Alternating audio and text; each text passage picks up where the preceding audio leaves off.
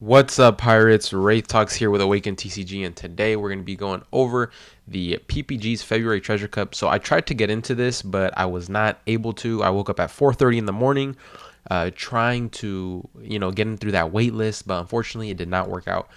But we're going to go over the top 16, kind of go through the leader breakdown, you guys know how these videos go. And then we're going to go over two deck lists. We're going to go over the Katakuri that got first, and then we're going to go over this unique 7-2 that got 18th place with UTA, which is probably the only, so it looks like it's the only UTA that got, anywhere near the top 16, which is not good enough for me.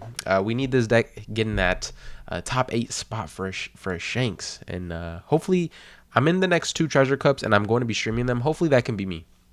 I'm going to put in a little bit of work and see what I can do. But for starters, let's go ahead and go over the leader breakdown. We have 170 Sakas, which takes up about, maybe a little under 33% of the total. We have 85 NLs, which is still a decent large chunk, about a little under half of what Sakazuki is running at 170. Then we have 65 purple Luffys, so we're kind of seeing a resurgence with purple Luffy. I still think it's worse than these two decks overall into the meta. As you can see, it is lower. Not as many people play it. We have 55 Katakuri again. Having a slightly smaller market share than usual. Usually this Luffy and this Katakuri are flipped. We had 50 Utas, which is a good amount. 50 Utas, not as much as I expected, but I mean, the leader's good. You just gotta, it's like when people play a top meta deck, they have to only learn that one matchup. When you're playing this new deck, you kind of have to relearn every matchup and get the reps in. So it's a little harder. Unless the deck is like stupid broken, then it's like, oh, you just win. You don't have to learn the matchups. You can just win and play off fundamentals. But no, yeah. So there's definitely matchup specific things you have to learn with Uta and getting used to that stuff. 20 Zoros, which is a lot less than I would have expected.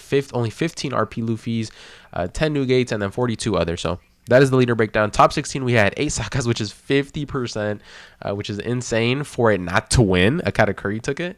We have 4 Luffys, which is 25%, which is insane. Only 1 Enel and then 3 Katakuris. So this is interesting. No RP Luffys, no Zoro. So definitely, very meta. We had our yellow 25%, we had our purple 25%, and then we had our 50% with Saka being in the top 16. And then so we had a Katakuri actually beating a Saka in the final. Looks like we had in the top 8, we had 1, 2, 3, 4, 5 Sakazukis in the top 8. 1, 2 Katakuris in the top 8, and then 1 purple Luffy. No one else in the top 8. We had a purple Luffy getting 9th and bubbling out, and then as well as a Nell getting 10th place and bubbling out, which is unfortunate. For our 7-2s, we had Sakazuki 3 times, 2 Luffys, and then 1 Katakuri with our 18th place, a unique 7-2 bubbling out of that top 16. I'm not even sure if there's prizing for top 16. I think it should be top 30. No, I think I think the GARP is top 16, so that might be very unfortunate. But let's go over the deck list. Let's go ahead and go over the first place deck list right now. So we have Katakuri. We have 2 Shirahoshis, 4 Strusen, 3 Brulee, 4 Pudding, 4 Beige, 4 Pero, 3 Cracker, 4 Sanji, 4 Satori, 4 Garatsu, 3 Linlin, 1 Katakuri, 1 Yamato, 4 Big Mom, 3 Thunderbolts, and 2 Amaru. So anything different from this list that I don't normally see is the Yamato. Katakuris usually don't run Yamato. But if the game slows down and you can get a big kill with this card, or get a nice heal at the right time with this card and get a kill, it's probably not too bad. I think 3-7 Mom is okay just to play it on curve. And then you can play that 9 Mom because they'll probably give you a life, so you'll have an extra.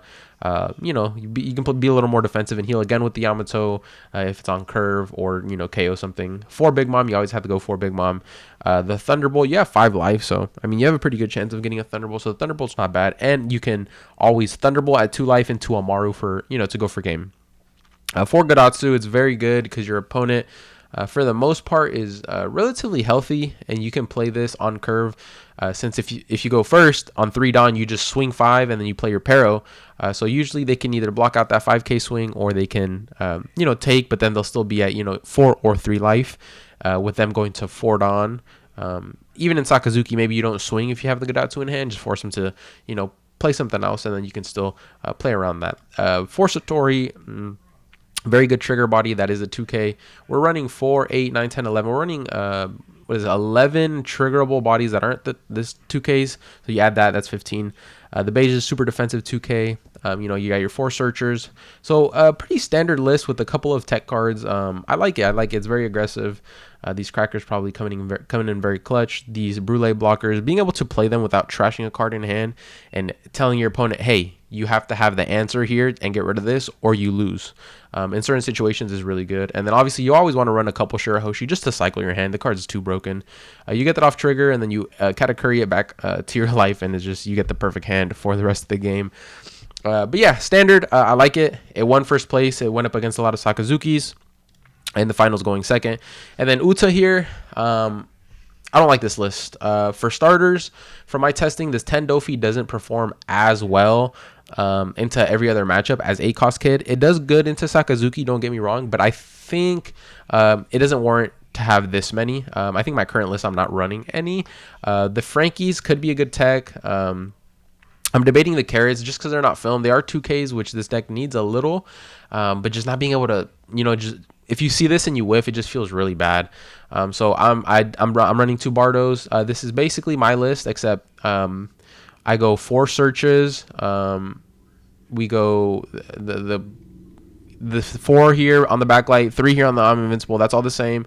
We're running 3 ACOS Kids instead of these 3 Dofis, and then we don't have these Frankies. We take out these 2 Frankies, take out these 2 carrots, and we're running 4 Laws, which is, in my opinion, I like the tempo. Maybe I go to 2 Law. There's definitely things I can do. But yeah, I mean, this list is a lot of the times there's not much wiggle room other than the big bodies, which is like 6 cards.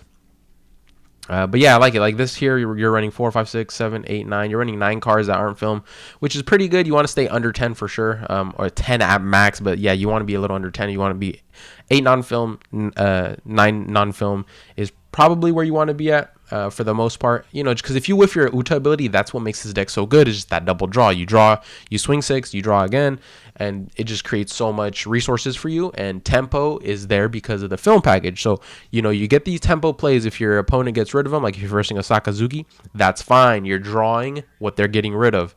You keep playing, these early bodies, especially into Sakazuki, and I'll for sure make a guide on this deck. I know I slacked on the NL. I apologize, but I'm more interested in this list. It's my color. I have a lot more to say, so I will make a guide on this leader in particular.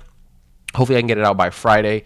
But I will say, going into Saka, what you want to do is just build your board as fast as possible and get that tempo started. Force them to use all the removal and then get an ACOS kit to stick. If you get an ACOS kit to stick, then that's when you just start going ham. You start swinging 9 at them every turn. You can build more blockers. You have I'm Invincible at all times if you ever want to go for game, which is pretty nuts. Like this card here is just so good. It's just kit effect on a event, right? So super good. Yeah, I mean, this list is very, very good. I'd make a few changes, but this got 18th place, so not bad at all. But I definitely think that Uta can crack into that top 16. Hopefully I can showcase that for you guys one of these next 2 weeks. I will be streaming on Saturday, so stay tuned for that. But that is going to be the end of this video, guys. I hope you guys enjoyed my yapping for 9 minutes now, and it's been nonstop yapping. Jonas interview, I'm going to put it in the link in the description. Go watch the Jonas interview. Jonas Abraham, I interviewed the North American national champion. Super awesome guy. He's so humble. An amazing person to go represent us. Him and Jackson Wong, I'm so proud of them, and I wish them the best at Worlds. I'll definitely be watching and rooting them on, and I'm here for whatever they need me for. But that is going to be the end of this video, guys. Go watch that interview. 70% of you guys are subscribed that are returning viewers, so check right now for me and do me that favor. Are you subscribed to our channel? We take this content serious and we upload for you guys every single day. So if you're not subscribed, go ahead and hit that subscribe button. We love you guys. Thank you for all the support. Like this video, comment down below if you think I can, maybe top 16 with Uta or top 8. That'd be nice. Do you believe in me, guys? Do you believe in me? Anyways, subscribe to our channel. We'll see you guys on the next video. Peace.